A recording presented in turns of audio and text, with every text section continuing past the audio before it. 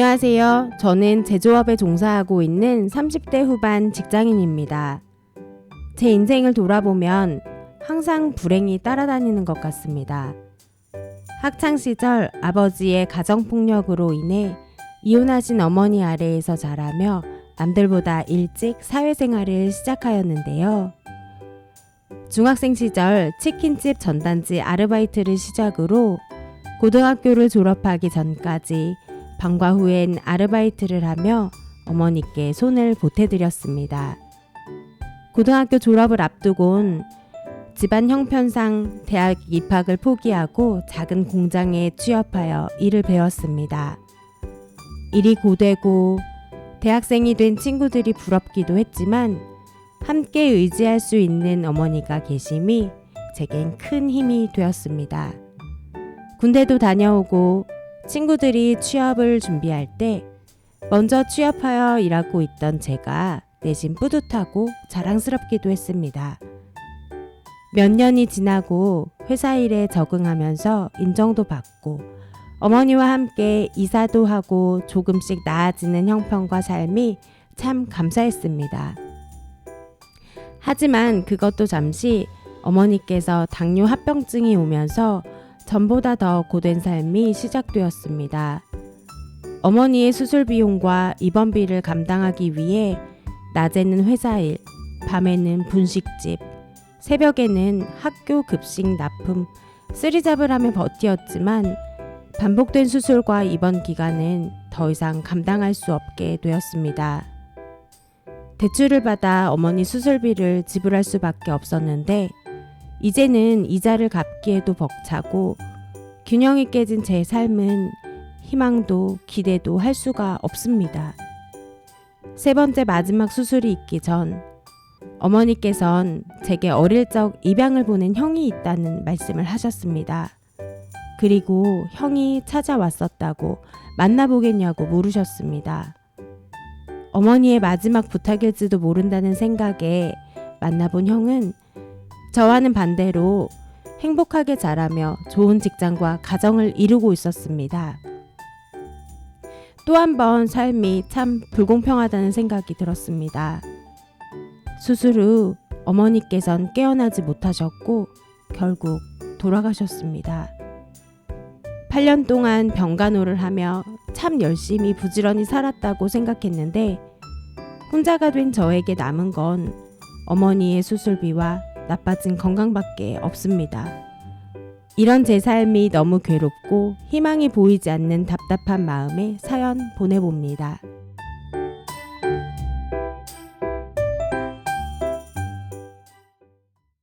네, 사연자님의 사연 속 고민 잘 들었습니다. 그럼 오늘도 강사님과 함께 이야기를 나눠보는 시간을 가지겠습니다. 강사님.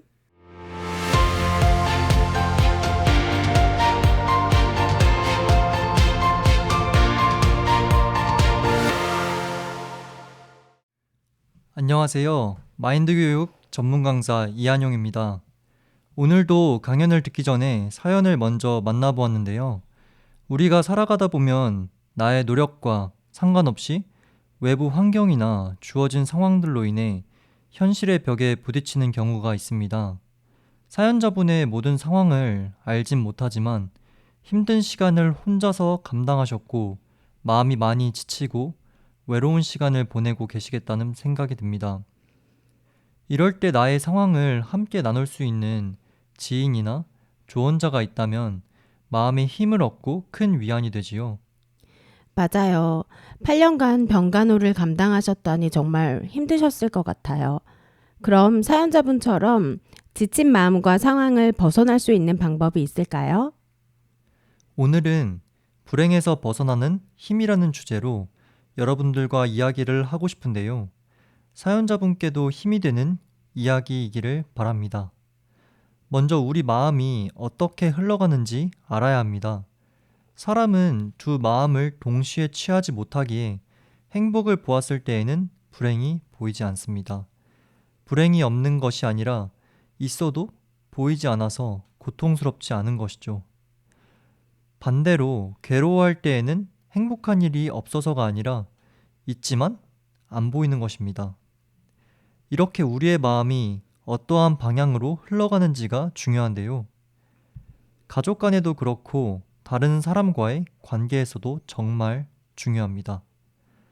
그리고 마음의 갈피를 못 잡았을 때 다른 사람의 마음을 모르게 되면 내 마음도 불행해지게 되는 것이지요. 맞아요. 다른 사람의 마음속은 보이지가 않으니까 더 그런 것 같아요. 네, 그렇지요. 살다 보면 나는 불행한 사람이야 라는 생각을 하게 될 때가 있는 것 같아요. 혹시 현정 씨도 나는 너무 불행하다 라고 생각해 보신 적 있을까요? 네, 저는 얼마 전에 독감에 걸렸었는데요. 내 몸도 너무 아픈데 두 아이도 함께 독감에 걸리게 돼서 막 아이들이 먼저가 되니까 제 자신을 돌볼 수가 없었어요. 잠깐이지만 제 모습이 서럽고 또 처량하다고 생각한 것 같네요. 맞아요. 불현듯 현실에 부딪힐 때 불행하다 생각할 때가 있죠. 그렇지만 반대로 행복하다고 생각할 때도 있어요. 현정 씨는 최근 언제 행복하다고 생각하셨나요? 뭐, 이 역시 아이들과 함께 있을 때 같아요. 매일매일 보내는 소소한 일상이 행복하다는 생각이 드는데요. 아이들이 에너지가 너무 넘쳐서 항상 다칠까봐 조마조마하거든요. 특히 요즘 싱싱카에 푹 빠져서 따라잡기도 너무 힘들어요. 하루를 무사히 보냈다는 자체가 행복이 아닐까 싶네요. 네, 저도 2살 아이가 있는데 육아를 하다 보면 힘들기도 하지만 나도 모르게 웃게 되는 일들도 참 많이 있는 것 같아요. 불행이든 행복이든 추상적인 단어잖아요. 그래도 행복함을 느낀다 하면 어떤 기분인지는 아실 거예요. 그런데 그 행복에도 조건들이 있습니다. 우리는 어떨 때 행복하다고 느끼게 될까요? 많은 사람들이 행복의 조건으로 건강, 돈, 이런 것들을 많이 이야기합니다. 하지만 이러한 것만으론 마음이라는 갈망을 채울 수 없지요. 더 많은 돈, 더한 자극을 쫓게 만들고 쾌락을 바라게 됩니다. 앞서 말씀드렸듯이 상대와의 마음이 흐르는 것이 아닌 자신의 욕구를 갈망하기 때문이지요. 그렇다면 반대로 불행한 마음이 생기는 이유는 무엇일까요? 현재에 만족하지 못하면 불행한 마음이 들 것 같아요. 사람의 욕구는 끝이 없는데 늘 무언가를 더 원하고 그 원하는 것이 뜻대로 되지 않으면 나는 왜 이렇게 불행할까? 그런 생각을 할 것 같아요. 요즘 나오는 드라마나 영화를 보아도 대부분이 현재 가진 것에 만족하지 못하고 더 많은 것을 얻으려다가 생기는 무시무시한 사건들과 범죄들에 대한 이야기가 많이 나오잖아요. 그로 인해서 불행하게 되면서도 멈추지 못하죠. 네, 맞습니다. 인생을 살다 보면 누구나 나쁜 일만 있거나 또는 좋은 일만 있을 수는 없습니다.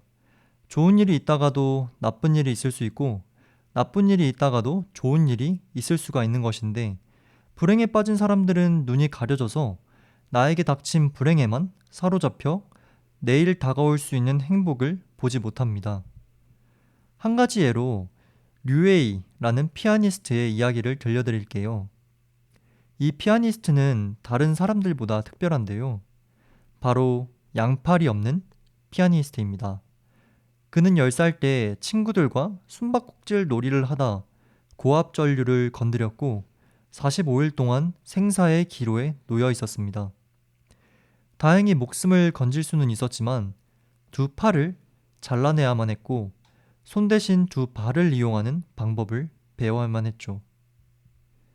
팔을 잃은 유에이에게 부모님은 항상 너는 남들과 다르지 않아 라며 용기를 북돋아 주었습니다. 19살이 되던 해부터 그는 피아노를 배우기 시작했고 하루 7시간씩 연주 연습과 작곡을 배웠습니다. 비록 자신이 남들보다 불리할지라도 자기를 믿고 응원해 주시는 부모님께 자랑스러운 아들이 되고 싶어 했죠. 느리지만 천천히 자신의 마음을 음악으로 표현할 수 있을 때까지 형편을 바라보지 않고 꿈과 행복을 바라보며 노력했습니다. 그 후 오디션 프로그램에 출연하게 된 그는 결국 우승을 차지하며 음반 계약도 맺고 지금은 세계 투어를 다니고 있는데요. 그는 인터뷰에서 피아노를 꼭 손으로만 연주해야 한다는 법은 없습니다. 삶에는 두 가지 길이 있습니다. 일찍 죽거나 아니면 멋지게 사는 길. 저는 두 번째 길을 선택했습니다. 라고 말했습니다. 그의 연주를 들어보면 실력이 뛰어나거나 기술이 좋은 게 아닌데요. 하지만 그의 피아노 소리는 하나하나 쌓아 올린 그의 노력과 인생에 대한 감동을 주고 행복을 돌아보게 만들지요. 서로의 마음이 흘러서 감동을 주는 거군요. 강사님도 불행한 마음이 들었던 적이 있으신가요? 저는 사실 어렸을 때부터 온몸에 아토피가 있었습니다. 항상 간지러움을 달고 살아야 했는데요. 어렸을 때는 약을 바르면 나았다가 다시 생기고 또 약을 먹으면 나았다가 다시 생기고의 반복이었습니다. 그렇게 점점 몸에는 약의 내성이 생겨갔고 대학생이 지나고 나서는 약을 먹어도 약을 발라도 아토피는 가라앉지를 않게 되었습니다. 피부가 안 좋아지니까 밤새 간지러워서 잠도 잘 못 자고 일을 하면 집중을 해야 하는데 긁으면서 집중도 잘 하지 못하게 되었습니다. 이런 상황이 계속되니 매사에 항상 날카롭고 짜증이 나기 시작했습니다. 여름엔 상처 때문에 반팔을 입지도 못했고요. 친구들이나 주변에서 괜찮아? 덥지 않아? 간지럽겠다. 간지러울 땐 이게 좋대. 라며 걱정하는 말들도 처음엔 그냥 받아들이다가 점점 너는 아토피가 아니어서 날 잘 모르잖아 하는 생각이 들더라고요. 사람들의 걱정도 받아들이기 힘들었죠. 그렇게 사람들을 만나기가 싫어지고 가족들에게도 짜증을 부리는 제 자신을 발견했는데요. 어느 날 거울을 보고 있는데 스스로가 괴물 같다고 생각이 들고 제 자신이 너무도 싫어지더라고요. 왜 나만 이러는 거지? 이렇게 힘들 거면 왜 살지? 죽을까? 하는 생각까지 들게 되었습니다. 정말 힘드셨겠네요.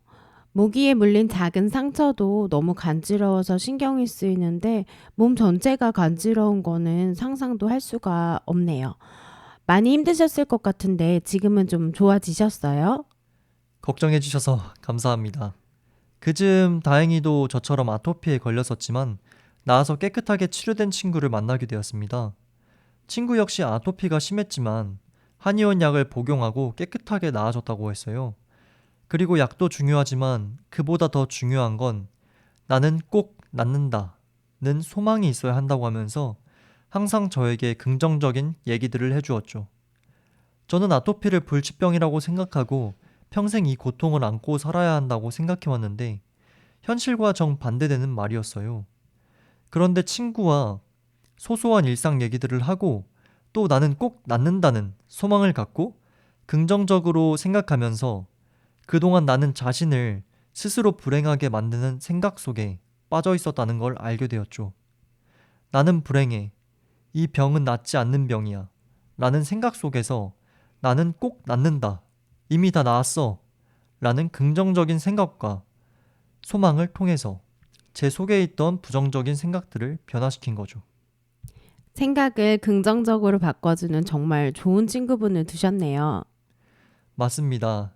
이렇듯 내게 주어진 환경 안에서 혼자의 생각과 마음에 갇혀 있는 게 아닌 서로의 마음이 흘렀을 때 불행이 다가와도 이길 수 있고 또 행복으로 채울 수 있는 것이죠. 결국 사람은 마음과 마음이 연결되어 사는 존재들입니다. 다른 사람의 이야기를 귀로 듣는 것이 아니라 마음으로 받아들여야 우리의 내면에서도 진정한 변화가 찾아옵니다. 마음과 마음이 흐를 때 우리는 행복과 기쁨을 느낄 수 있습니다. 불행에서 벗어나는 힘은 마음을 열고 표현했을 때 다른 사람의 마음을 받아들이게 되고 밝고 행복한 삶을 살 수 있게 되는 것입니다. 복수초라는 꽃이 있습니다. 슬픈 추억과 영원한 행복이라는 꽃말이 있는데요. 사연자님께서도 현재의 상황에 갇혀 있지 마시고 주위의 지인들과 마음을 나누어 영원한 행복을 찾으시길 바랍니다. 오늘 강연은 여기까지입니다. 감사합니다.